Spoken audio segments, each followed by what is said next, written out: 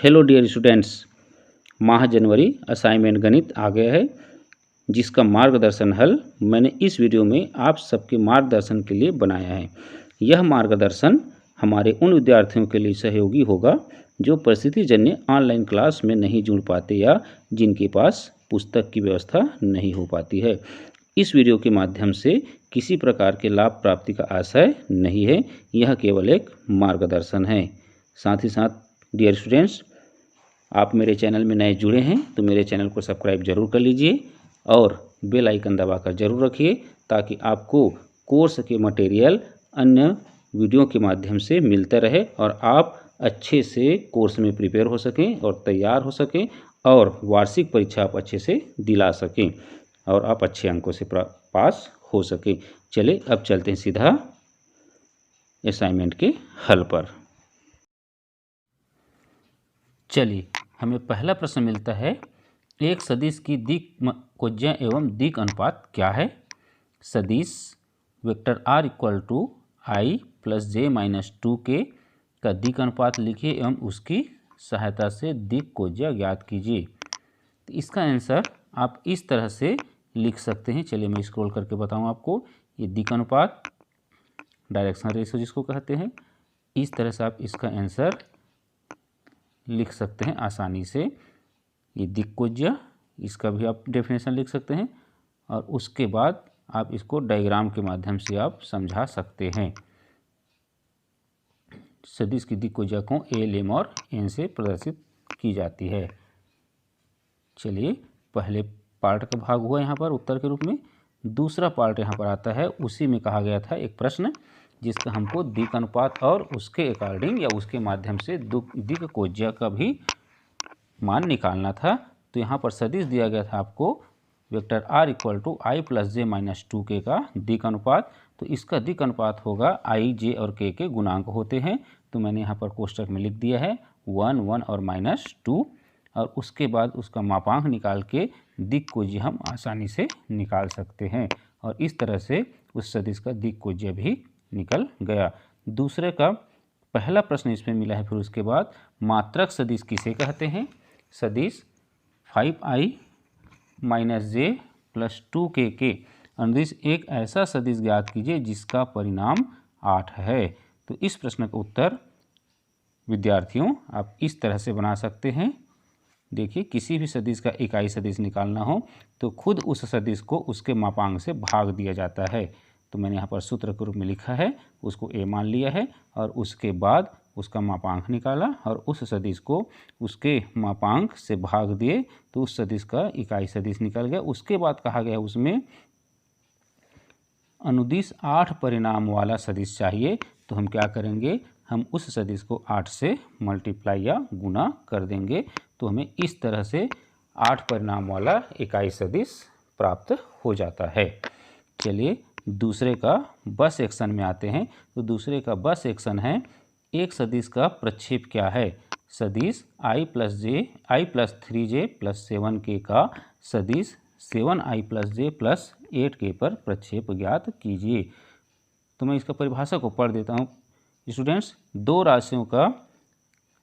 सदिशों का अदिश गुणनफल उनमें से किसी एक के परिमाण तथा दूसरे के पहले की दिशा में अदिश घटक के गुणनफल के बराबर होता है।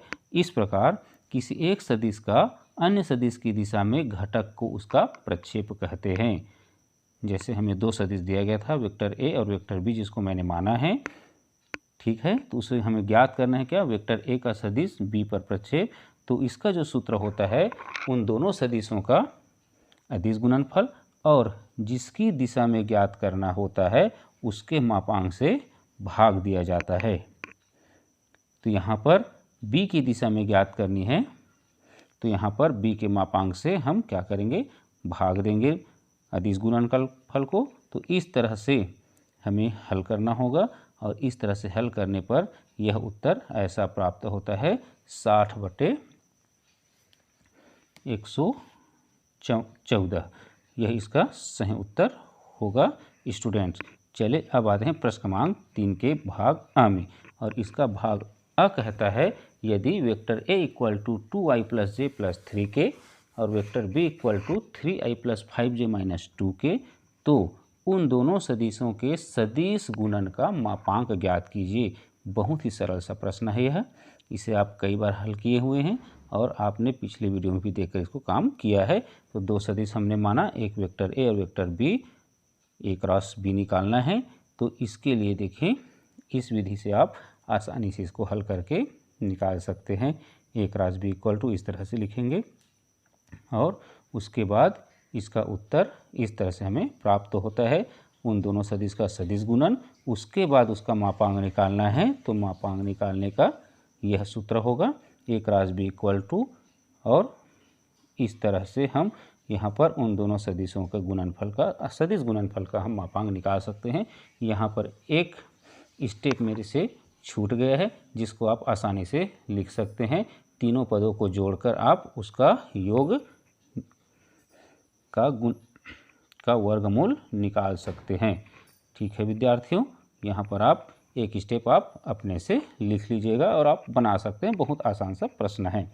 चलिए अब तीसरे के बस सेक्शन में जाते हैं। तो हमको दो रेखा दी गई है, vector r equal to 3i plus 2j minus 4k plus lambda times i plus 2j plus 2k। दूसरा रेखा है vector r equal to 5i minus 2j plus mu times 3i plus 2j plus 6k के मध्य का कोण ज्ञात कीजिए। सदिश विधि से ज्ञात करना है हमको। तो दिए गए रेखाओं के सदिश समीकरण हमको दिया गया है और उसकी तुलना हम रेखा के फॉर्मेट जो सूत्र है उससे तुलना करते हैं। तो फॉर्मेट सूत्र से तुलना करने पर हमको b1 और b2, क्योंकि इन्हीं दोनों पर काम है तो इन्हीं दोनों पर मैंने लिखा है, a1 और a2 यहाँ पर तुलनात्मक रूप से लिखा जा सकता है। तो b1 बराबर बनता है रेखा 1 का i plus 2j plus 2k और b2 बनता है 3i plus 2j plus 6k। यदि दोनों रेखाओं के मध्य कोण हम थीटा मानते हैं तो यह सूत्र जो बैठता है दोनों रेखाओं के बीच के कोण का, cos theta equal to vector b1 dot vector b2 upon mod of b1 into mod of b2। फिर सूत्र में मान रखकर हल करें। तो इस तरह से हम सूत्र में मान रखेंगे और मान रखने के बाद हमें हल करने पर इस तरह से प्राप्त होता है विद्यार्थियों, cos theta equal to 3 plus 4 plus 12 upon root 9 into root 9 plus 4 plus 36। हल करेंगे इसको तो अंश में हमको मिलता है 19 और हर में मिलता है क्या, 21। और इस तरह से देखें तो cos थीटा इक्वल टू 19/21, या हमको उन दोनों सदिशों के रेखाओं के बीच का जो कोण प्राप्त होता है theta equal to cos inverse 19/21 प्राप्त होता है। और इसका उत्तर आप आसानी से अच्छे से बना सकते हैं। चलिए फिर से जाते हैं इसी में। चलिए ये प्रश्न मुझसे रिपीट लिखा गया है, आप इसको फिर से देख सकते हैं। चलिए अब अगले प्रश्न में जाते हैं।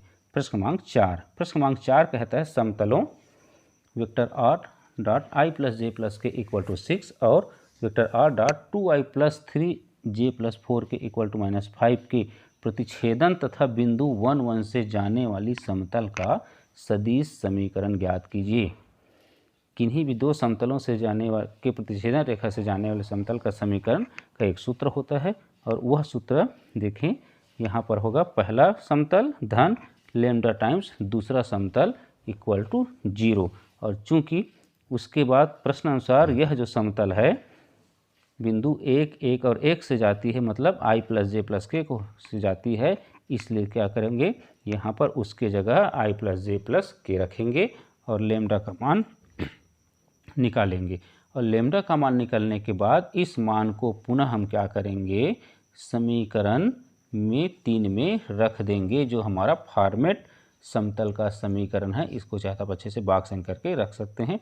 और उसके बाद हल करेंगे पुनः, और हल करेंगे तो हमें इस तरह से 69/14 equal to r times 20/14i plus 23/14j plus 26/14 k प्राप्त होता है, जो उस कंडीशन को फॉलो करने वाला समतल का समीकरण होता है। और कैसा कंडीशन है, दिए गए दो समतलों के प्रतिच्छेदन रेखा से जाने वाली तथा एक दिए गए अन्य बिंदु से जाने वाली समतल का समीकरण। अब आते हैं प्रश्न क्रमांक 5 पर। और प्रश्न क्रमांक 5 जो है बहुत ही महत्वपूर्ण है और ये आपके एनुअल एग्जाम में भी आने लायक प्रश्न है। इसको आप अच्छे से समझिए और अच्छे से हल करिएगा। बिल्कुल यह प्रश्न आप मान के चलिए एनुअल एग्जाम में भी 6 नंबर का आएगा। और इसी पैटर्न में एक प्रश्न आता है और बहुत ही महत्वपूर्ण प्रश्न है। रेखाएं जिनके सदिश समीकरण निम्नलिखित है कि मध्य की न्यूनतम दूरी ज्ञात कीजिए। चलिए 2 रेखाएं दी गई है, मैंने दिया गया में लिख दिया है। यहाँ रेखाओं के समीकरण से तुलना करें तो यहाँ पर देखें रेखाओं के समीकरण से तुलना करेंगे तो प्रथम रेखा का गमन बिंदु बनेगा i + 2j + 3k और उसका दिक् अनुपात बनेगा b1 = i - 3j + 2k। दूसरे रेखा का गमन बिंदु बनेगा 4i + 5j + 6k और उसका दिक् अनुपात बनेगा 2i - 3j + k। न्यूनतम दूरी का सूत्र यहाँ पर कहता है जब उनके दिक् अनुपात अलग अलग हो, मतलब यह दोनों रेखाएं समांतर नहीं हैं। उस स्थिति में न्यूनतम दूरी का सूत्र बनता है mod of a2 - a1 into b1 cross b2। यहाँ पर मेरे से b1 छूट गया है, थोड़ा सा उसको आप संशोधित कर लेंगे विद्यार्थियों।